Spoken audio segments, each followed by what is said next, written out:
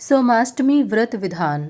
भगवान श्री कृष्ण बोले, महाराज, अब मैं एक दूसरा व्रत बतला रहा हूँ जो सर्वसम्मत, कल्याणप्रद एवं शिवलोक प्रापक है।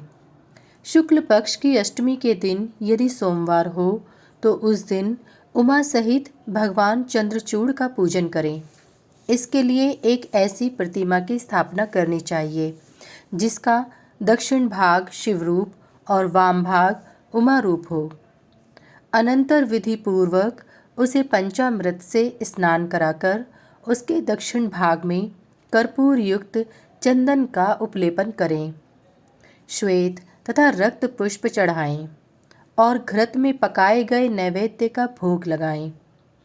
25 प्रज्वलित दीपकों से उमा सहित भगवान चंद्रचूड़ की आरती करें।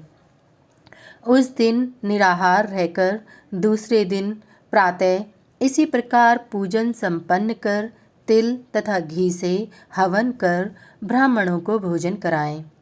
यथाशक्ति सपत्नीक ब्राह्मण की पूजा करें और पितरों का भी अर्चन करें। 1 वर्ष तक इस प्रकार व्रत करके एक त्रिकोण तथा दूसरा चतुष्कोण मंडल बनाएं। त्रिकोण में भगवती पार्वती तथा चौकोर मंडल में भगवान शंकर को स्थापित करें।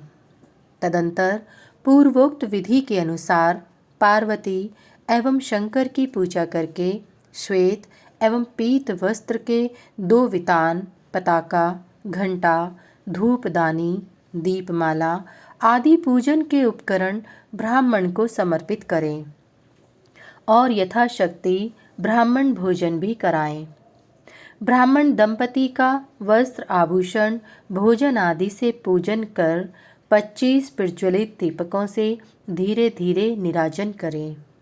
इस प्रकार भक्तिपूर्वक 5 वर्षों तक या 1 वर्ष ही व्रत करने से व्रती उमा सहित शिवलोक में निवास कर अनामय पद प्राप्त करता है। जो पुरुष आजीवन इस व्रत को करता है वह तो साक्षात विष्णु रूप ही हो जाता है। उसके समीप आपत्ति, शोक, ज्वर आदि कभी नहीं आते। इतना विधान कहकर भगवान श्री कृष्ण पुनः बोले, महाराज, इसी प्रकार रविवार युक्त अष्टमी का भी व्रत होता है।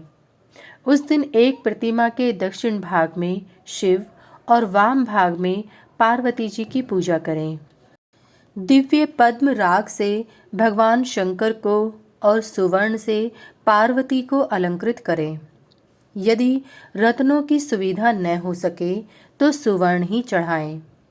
चंदन से भगवान शिव को और कुंकुम से देवी पार्वती को अनुलिप्त करें। भगवती पार्वती को लाल वस्त्र और लाल माला तथा भगवान शंकर को रुद्राक्ष निवेदित कर नैवेद्य में घृत पक्व पदार्थ निवेदित करें। शेष सारा विधान पूर्ववत कर पारण गव्य पदार्थों से करें। उद्यापन पूर्व रीत्या करना चाहिए। इस व्रत को 1 वर्ष अथवा लगातार 5 वर्ष करने वाला सूर्य आदि लोकों में उत्तम भोगों को प्राप्त कर अंत में परम पद को प्राप्त करता है।